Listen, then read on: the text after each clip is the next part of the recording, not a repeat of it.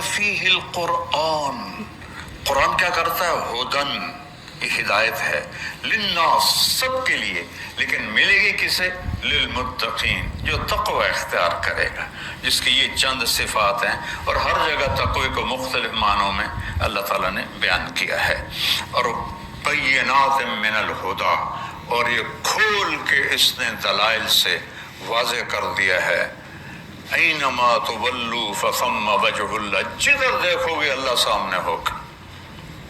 سنریہم آیاتنا فی الآفاق وفی انفسہم حتی یتبین لہم انہ الحق، اس کائنات میں، کائنات کے علاوہ تمہارے اپنے اندر، وچے بیڑے وچے جھیڑے وچے ونج مہانے ہو، سلطان باہو صاحب کا آدھا شعر پڑھا ہے میں نے، کہ کائنات میں اور تمہارے اندر وہ کچھ دکھاؤں گا کہ پکار اٹھو گے اللہ ہے، اللہ حق ہے، اللہ حق ہے۔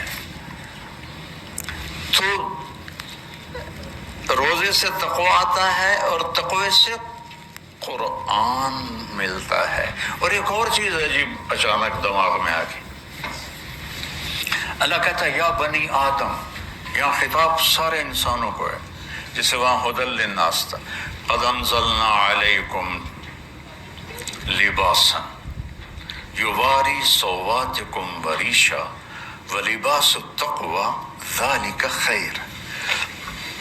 اللہ نے ہمیں دو چیزوں سے بنایا ہے، ایک جسم ہے، ایک روح ہے۔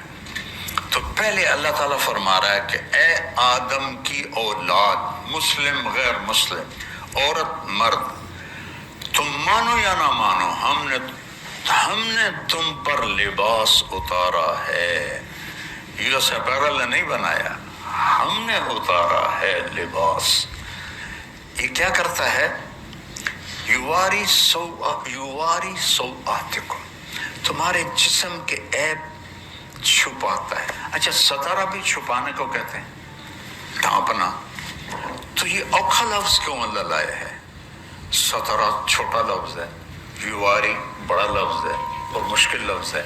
ستارہ ہوتا ہے اگر میرے گھٹنے سے نیچے تک نکر ہے، ٹھیک ہے، اور یہ میرا یہاں تک پیٹ ٹکا ہوا ہے، بازو کھلے ہیں، پنڈلیاں کھلی ہیں، تو ستارہ کا مطلب وجود میں آ گیا۔ تو اللہ نے ہمیں ادھورا نہیں کپڑے پہنایا کہ یواری کہتے ہیں کسی چیز کو اس طرح چھپا دینا کہ نظر ہی نہ آئے۔ تو اللہ نے کہا یواری،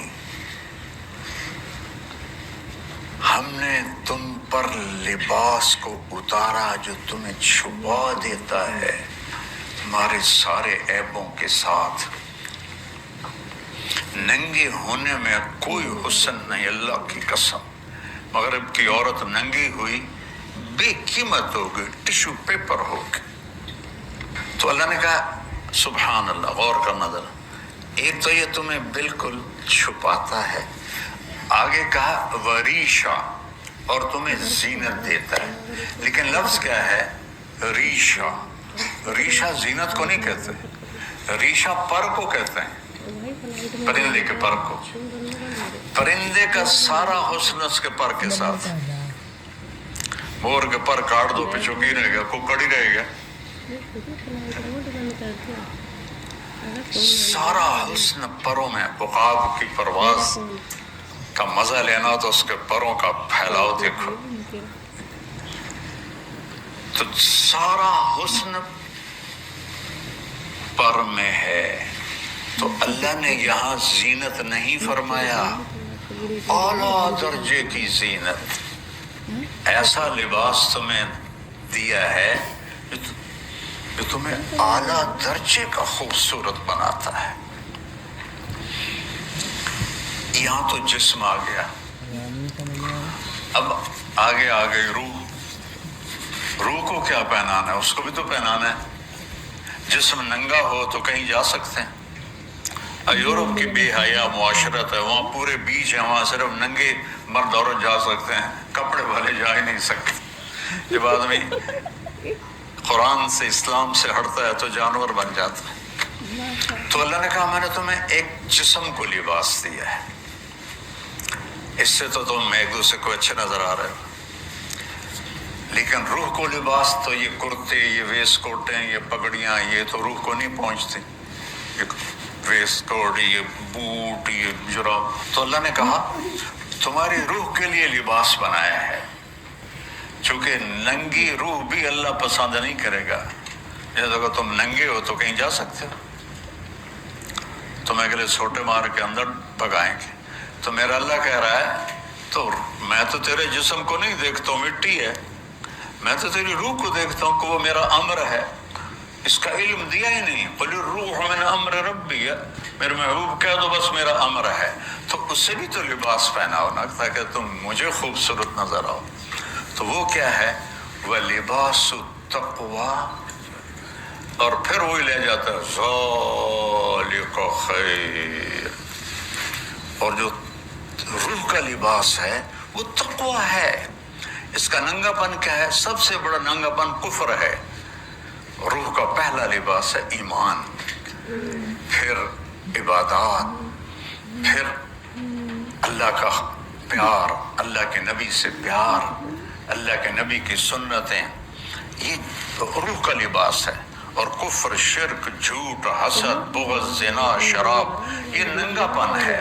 تو ایک اللہ کہتا ہے وَلِبَاسُ التَّقْوَىٰ، اور وہ جو تقوی کا لباس ہے نا، ذَلِكَ خَيْرٌ، دو لفظ ہیں اشارہ کرنے کے لیے، ہذا اور ذالکا۔ ہذا ہوتا ہے قریب کے لیے اور ذالکا ہوتا ہے دور کے لیے۔ میں کہوں گا ذالکا سہیل، ہذا نہیں کہہ سکتا، کہوں گا ہذا ورد، یہ پھول ہے جو یہ قریب ہے۔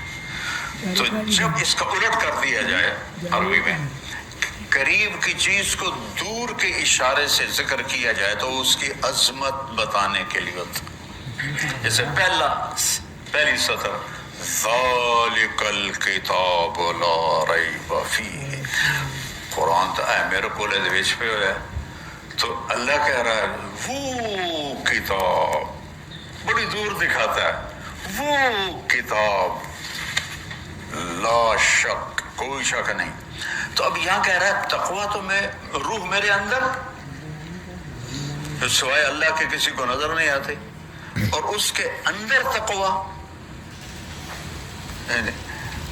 کھڑنے کے اندر کھڑتا تو وہ تو صرف اللہ دیکھتا ہے، تو اتنی قریب چیز کو اللہ کہتا ہے ذالک خیر، وہ تقویٰ بہت اعلیٰ چیز ہے، وہ تقویٰ بہت اعلیٰ چیز ہے، جو تمہاری اندر کا لباس تقویٰ ہے، اور باہر کا لباس یہ اللہ نے بنایا ہے۔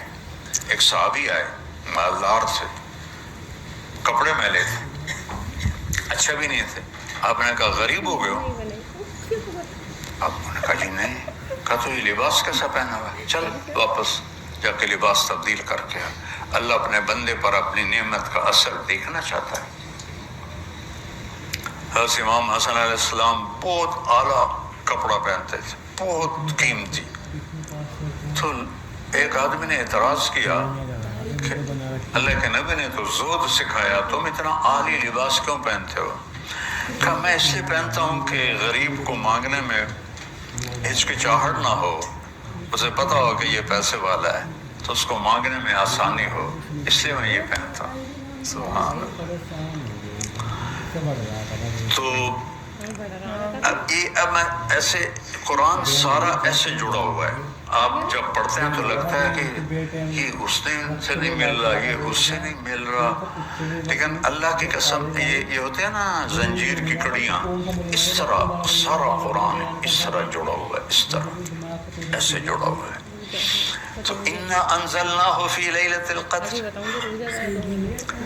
شہر رمضان الذی انزل فیہ القرآن، یہ سورہ بقرہ 29واں پارہ، سورہ قدر،